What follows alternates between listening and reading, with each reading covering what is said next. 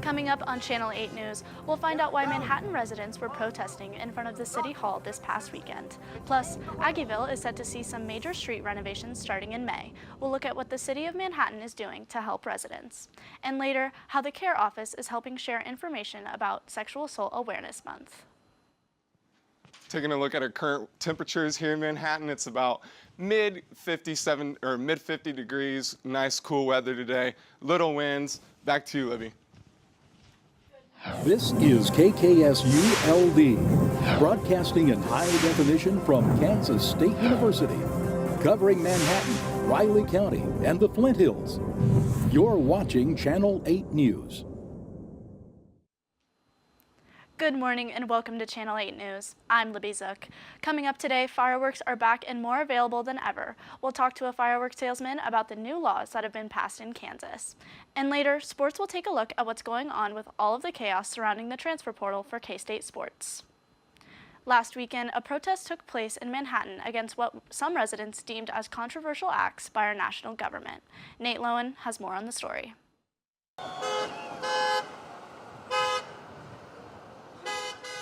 With the No Kings protest taking place nationwide, Indivisible MHK decided to bring their own to Manhattan. I am a son of immigrants to this country. I grew up believing that American democracy was inevitable. I believe that it is the best way to govern a people. It is the best way for people's voices to be heard. It is the best way to make change. And if you don't defend democracy, you lose it. Protests typically get a bad rap for being dangerous and violent, but a first-timer said that this was surprisingly tame. It's really encouraging hearing all the honking. It's nice to know that there's a lot of supporters in Manhattan. It's also nice to see the differences in age as well as demographic. There's a lot of different people here. Right across the street from City Hall and just away from Poyntz Avenue is where the protest is taking place. Yeah, we chose this location because it's opposite City Hall. We also chose it because tomorrow is the day when there may be a report that comes back from the Department of Homeland Security and of Defense on whether they would advise the president to invoke the Insurrection Act, which would suppress protests like this. Now that the April 20th date has come and gone, the Pentagon and Department of Homeland Security has voted that they do not recommend that President Trump invokes the Insurrection Act. In Manhattan, Nate Lowen, Channel 8 News. K-State Student Union program hosted a Pause for Consent, both showing off dogs up for adoption and teaching students the importance of consent. Kyra Case has more with the story. K-State students like Nevaeh Davis spend their time volunteering at the shelter and are using this event as an opportunity to show off some of Prairie Pause's dogs. Today, I think my favorite part is just showing everyone the dogs and how cute they are and how they're up for adoption and the fun they can be and how I feel like everyone should have a dog. So not only did students engage with the dogs, they also engaged in meaningful and positive conversation with volunteers learning the importance of consent. Consent is number one thing. You should never, in any situation of stuff, you should always have consent from both parties of stuff and everything. So, yeah, I think it's just a really cool event. UPC used the shelter's furry friends to give the students a comforting break, as well as to spread their message of adopting and consent. Our main focus is kind of providing stress relief on campus, and the students can come and kind of hang out with the dogs and pet away their stress a little bit. But getting to see K-State campus and everyone here get to interact and see how awesome they are too is a really special part of today. Every dog shown here is up for adoption, such as Vega, who loves to munch on treats. And if you missed out on the puppies, no worries. Prairie Puppy Shelter and all of their adoptable dogs encourages students not only to visit the shelter, but also to volunteer. In Manhattan, Kyra Case, Channel 8 News.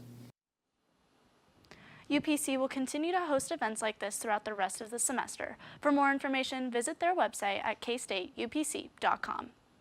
Fireworks in Kansas might not just be for the 4th of July anymore. A new state law is giving some counties the option to allow year-round sales, and it's sparking both excitement and concern. Grant Snowden has more with the story. Fireworks have traditionally been a 4th of July staple, but now, thanks to a recent law, Kansas residents may be able to celebrate with a bang. Eric Nicholson, a sales representative for Winco Fireworks, says this could shift how and when people celebrate. It's definitely going to be something that people are going to use for special events, birthdays, weddings, football games, anything like that. Anytime that they can get an excuse to go shoot off fireworks, they're going to do it now. While this change could bring more customers into stores, Nicholson says Kansas retailers should be ready for some challenges. It's more of just finding a good manager who's willing to deal with the slow side of the business and then also deal with the crazy side of the business. Because when after Memorial Day hits, we kind of get ramped up into our season, and we're seeing a lot more volume of people coming in to buy fireworks. Kansas is following the lead of neighboring states like Missouri and Oklahoma, where fireworks are already sold year-round.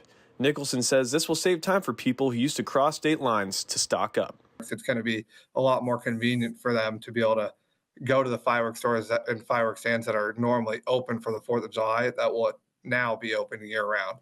But how do Kansas State students feel about fireworks becoming legalized year-round? I'm here to find out. I think fireworks being legalized is awesome. You know, now every day is going to feel like the 4th of July, and every day gets to be a big party. So I think it's really an awesome thing.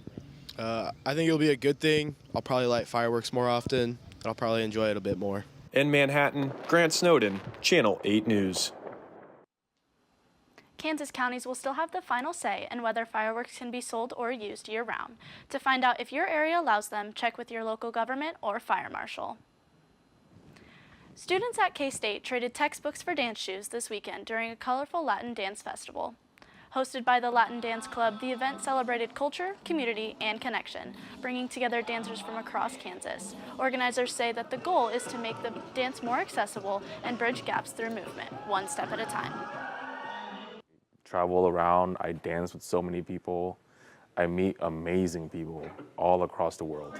I had kind of heard about them as like this place where you can go we loved, and I really valued during my time at K-State. It's difficult for a lot of students to be able to travel. We decided to have one here for our students, to not have to go anywhere, to have some people come to us and have a great event for them.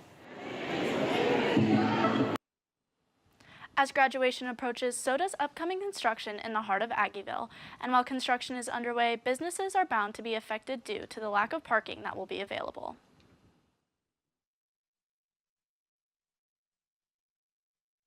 Projects will begin at the intersection of Morrow and North 12th Street. We're going to rip out all that asphalt, and we're tying in new water utilities and storm utilities, and then we're going to put it all back and re-asphalt it within 30 days.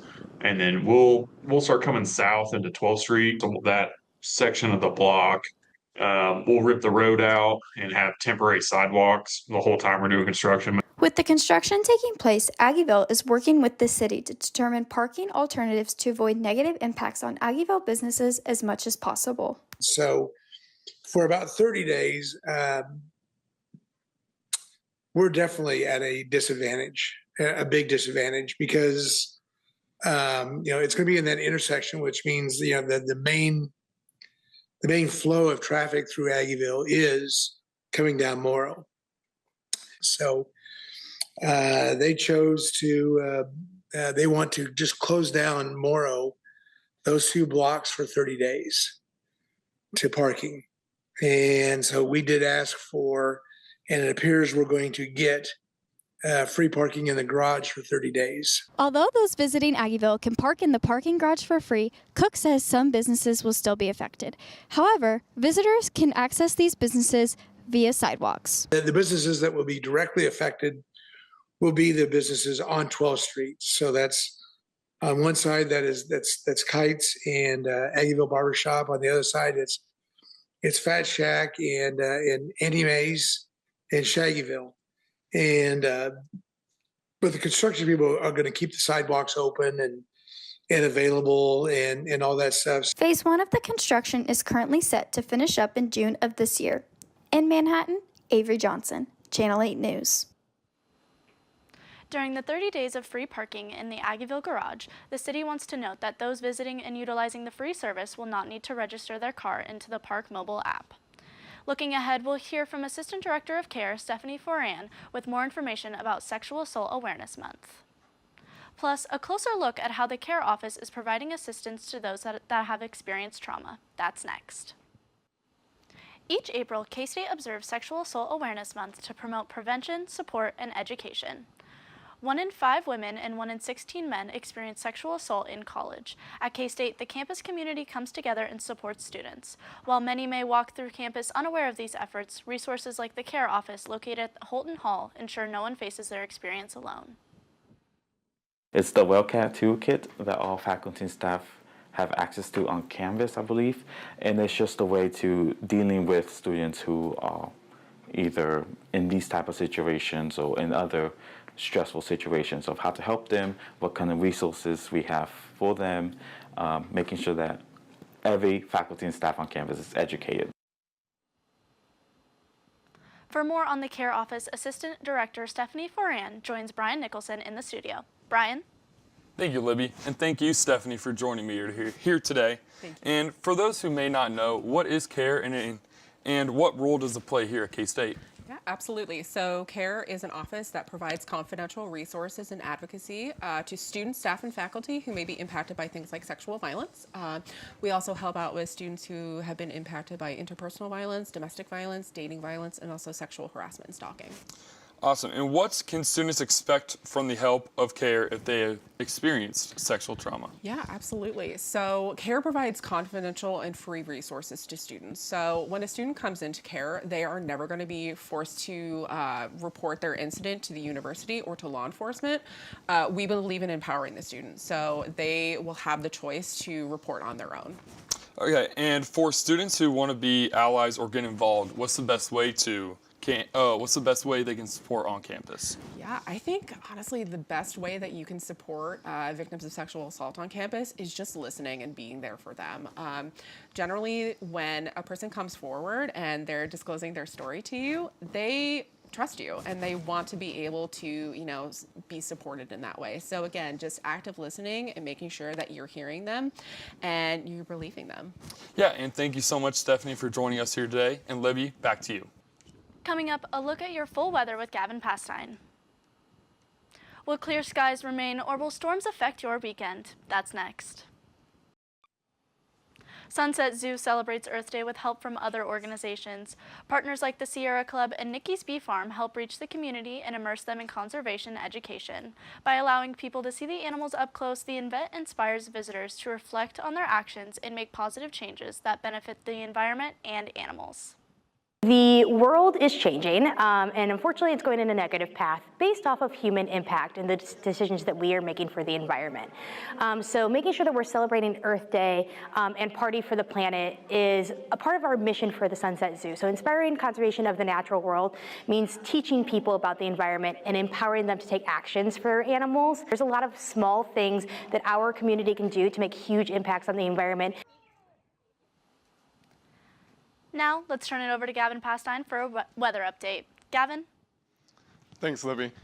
Now here we have our national temperatures. You can see kind of all over the place today. So starting off in the east, we got about upper 60s. So they're going to be a little bit cooler. Then going down south, it gets a little bit warmer. You're looking at about mid 70s over there. Now going over to the Wild West here, you can see all of that crazy cold is coming.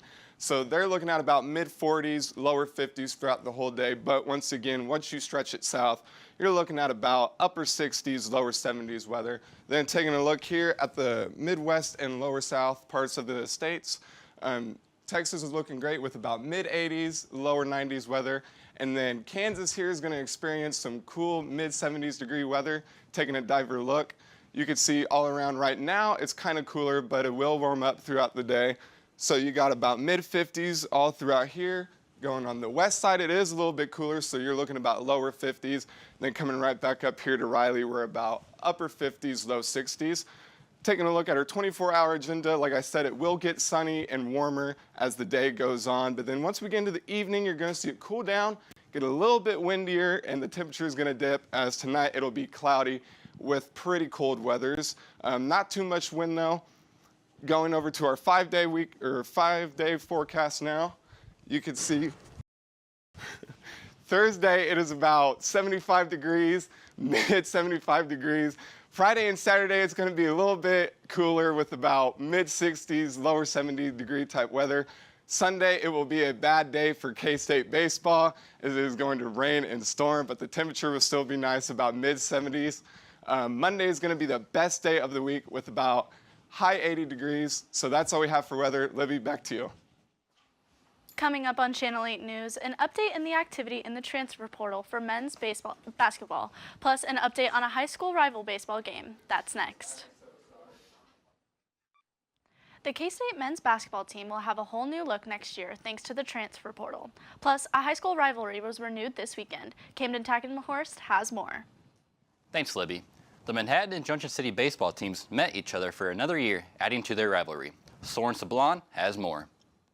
Another edition of the Manhattan Junction City baseball rivalry was added as both teams played a doubleheader in Manhattan on Tuesday, splitting the series. But for seniors like Eric Tede and Sam Spiegel, it is more than just a rivalry. We knew we needed to get back in the win column, so it was huge for us to go up against those guys out of anybody, just get us back on track. On Tuesday, both teams split the series, with the Indians taking the first game 20-4 and the Blue Jays taking the second game 8-7. And even though they may not be playing against each other here, there's another chapter to the rivalry that makes White the catch.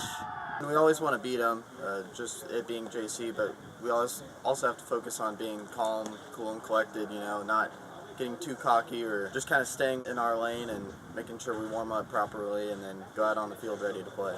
Even getting a needed win against the Blue Jays, the Indians also swept the doubleheader in Junction City last Saturday. In Junction City, Soren Sablon, Channel 8 News. The Indians will be back home tomorrow against Emporia.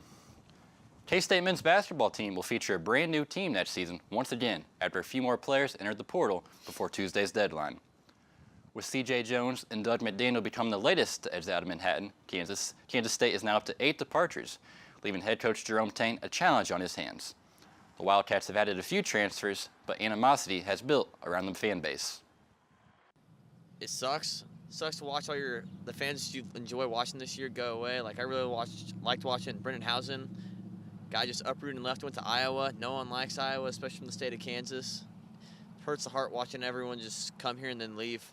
It's really hard as a fan watching everyone leave, and like not a lot of people like join in the family at K-State either. So it just kind of sucks. It feels like everyone's leaving and no one wants to be here at K-State. That's all the time we have for sports. Libby, back to you. Before we go, we'll give you one last look at the forecast. Stick around for your final check-in on your weekend weather. Veterinary specialists at K-State are offering free eye exams to service animals. Kendrick Sarles shows us how the program is making a difference.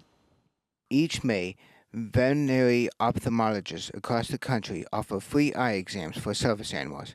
At Kansas State University, it's a team effort led by specialists like Dr. Amy Rankin and organized with the help of veterinary nurses like Jennifer Klingly. My name is Amy Rankin, and I'm one of the 2 veterinary ophthalmologists here at Kansas State University. My name is Jennifer Klingly, and I am the veterinary nursing supervisor and veterinary nurse in the ophthalmology department. Help organize the visits that we do off-site. These exams are part of a nationwide program. At K-State, they serve animals both on campus and at its off-site locations like Fort Riley and McConnell Air Force Base. These exams only take about 10 minutes per service animal, but they could be very crucial, especially for the visually impaired that rely on their service animal.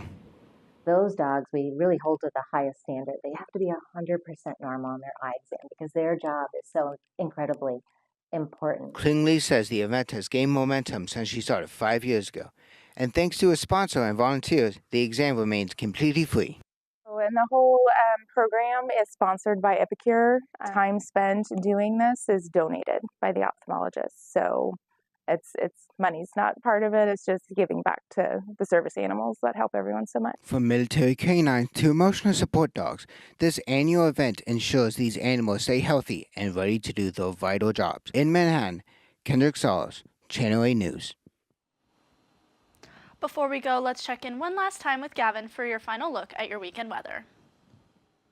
For the weekend now, it's going to be kind of an up and down weekend. As you can see, we got about mid-70s for Friday. It's going to get a little bit colder on Saturday. You're looking at about mid-60s. And then Sunday is going to be a tough day for K-State baseball. It's going to be good weather, temperature-wise, with about mid-70s, but with that rain, we'll see how K-State baseball plays through.